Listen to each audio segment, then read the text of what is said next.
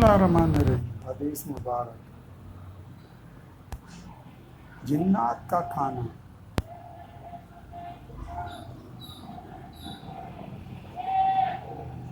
حضرت عامر رضی اللہ تعالیٰ عنہ سے روایت ہے کہ میں علقمہ رضی اللہ تعالیٰ عنہ سے پوچھا، کیا ابن مسعود رضی اللہ تعالیٰ عنہ رسول صلی اللہ علیہ وآلہ وسلم کے ساتھ لیلۃ الجن میں تھے؟ تو علقمہ نے کہا، میں نے ابن مسعود رضی اللہ تعالیٰ عنہ سے پوچھا، کیا تم میں سے کوئی لیلۃ الجن میں رسول صلی اللہ علیہ وآلہ وسلم کے ساتھ تھا؟ تو انہوں نے کہا، نہیں، لیکن ایک رات ہم رسول صلی اللہ علیہ وآلہ وسلم کے ساتھ تھے۔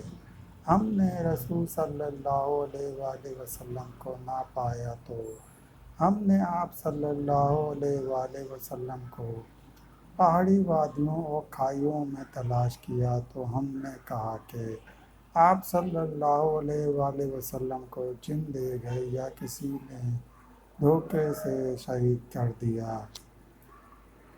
بہرحال ہم نے وہ رات بدترین رات والی قوم کی طرح گزاری۔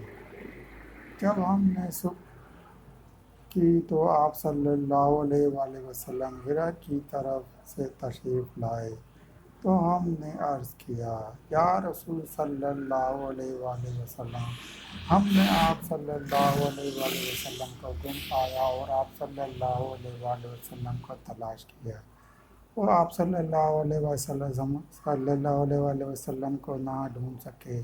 ہم نے رات اس طرح گزاری جیسے سخت بے چینی میں رات گزارتی ہے۔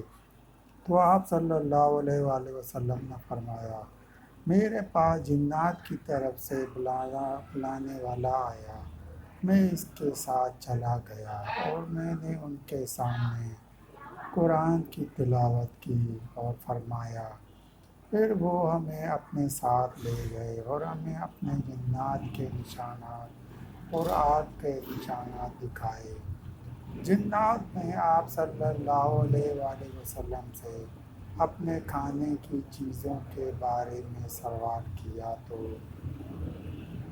آپ صلی اللہ علیہ وآلہ وسلم نے فرمایا، ہر وہ ہڈی جس کو اللہ کے نام کے ساتھ ذبح کیا گیا ہو، تمہارے ہاتھوں میں آتے ہی وہ گوشت کے ساتھ پر ہو جائے گی، اور ہر مینگنی تمہارے جانوروں کی خوراک ہے۔ پھر آپ صلی اللہ علیہ وآلہ وسلم نے فرمایا کہ ہڈی اور مینگنی سے استنجا نہ کرو، کیونکہ یہ دونوں تمہارے بھائیوں جنات کا کھانا ہے۔ صحیح مسلم۔